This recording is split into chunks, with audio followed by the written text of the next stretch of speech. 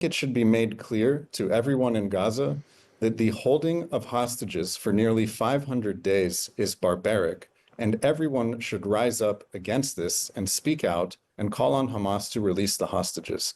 I think there are many options that remain, one of them being that nothing should go into Gaza until the hostages come out. We're in a situation now where hundreds of trucks of supplies are entering Gaza. Hamas is taking it. Hamas is selling it to the people, and it's using this money to buy new recruits that will continue to hold these hostages. So it's a cycle that I don't want to see continue. Look, in a statement, Hamas has accused Israel of delaying the return of displaced persons to northern Gaza, targeting them with shelling and gunfire in various areas of the Strip, and breaching the agreement on aid supplies. Is it Israel who's putting the ceasefire at risk?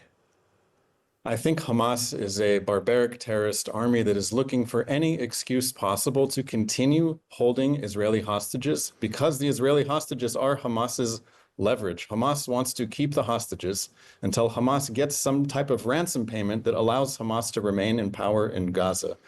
Israel wants to see all of its people back home. I think President Trump's comments that Hamas must release all of the hostages by Saturday at noon are actually incredibly generous comments, because today is Tuesday, and that is effectively saying that Hamas can continue to hold hostages underground, starve them, torture them, chain them, keep them in the dark until Saturday. I think the whole world needs to be saying exactly what President Trump said, which is that all the hostages should be released immediately. It's a completely unacceptable practice to take hostages and hold them.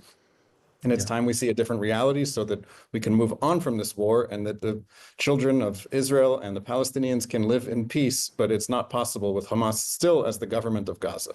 Donald Trump's also said over the last week that he'd like to see the entire population of Gaza move to Jordan and Egypt.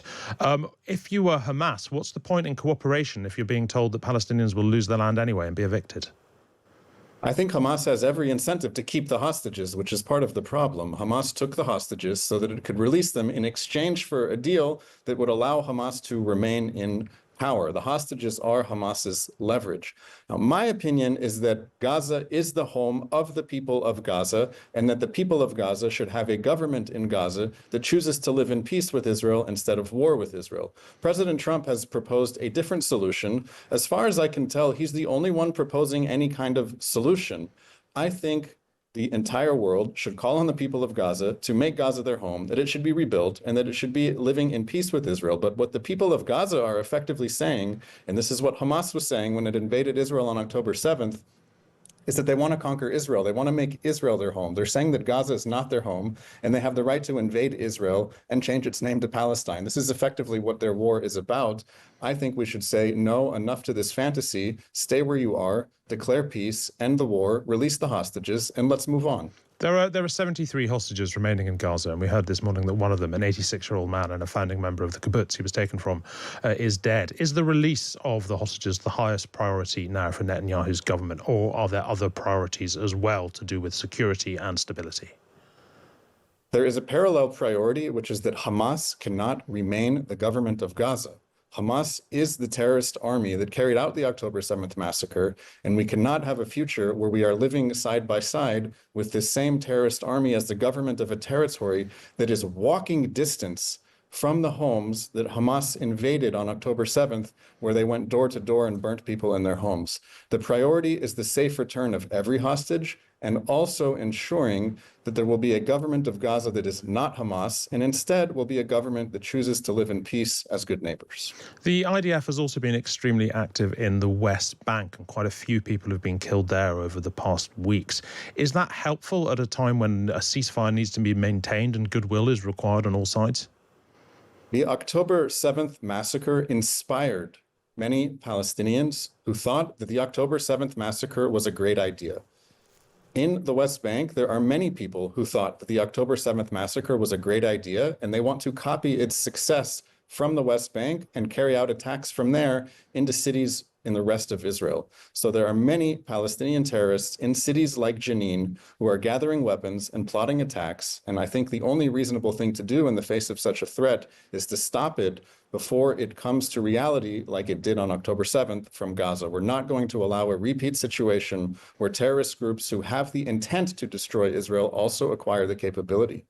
Donald Trump's threat to Hamas if the release of hostages doesn't continue, about all hell breaking loose. What do you think that means? What greater hell can the people of Gaza suffer?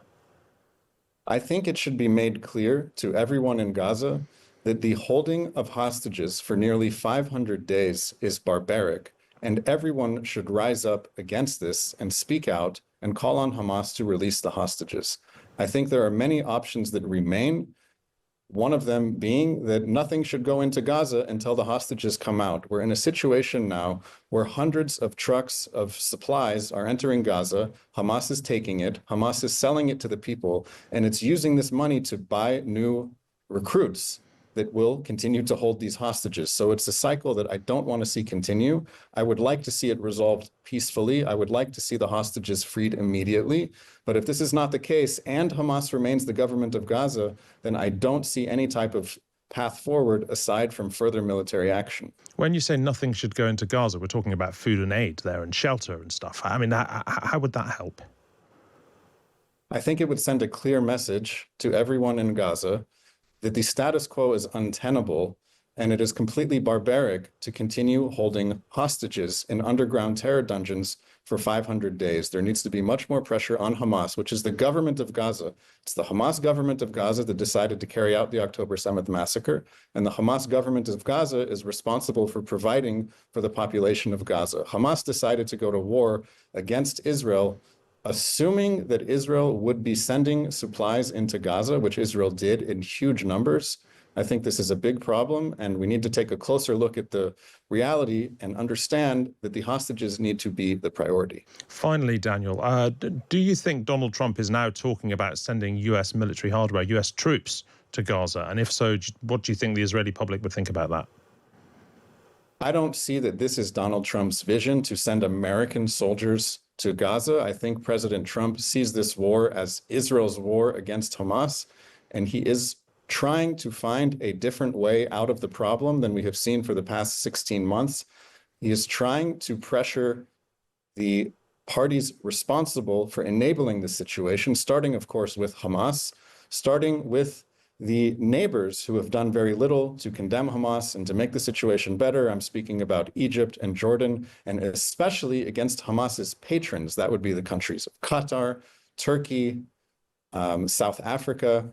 These are countries that are effectively standing by Hamas as Hamas is holding hostages in underground dungeons for 500 days. I think we need a lot more pressure on Hamas's backers, and on true friends of the Palestinian people to call on them to end this war and release the hostages. Daniel Rubenstein, thank you very much indeed. Good to have you on.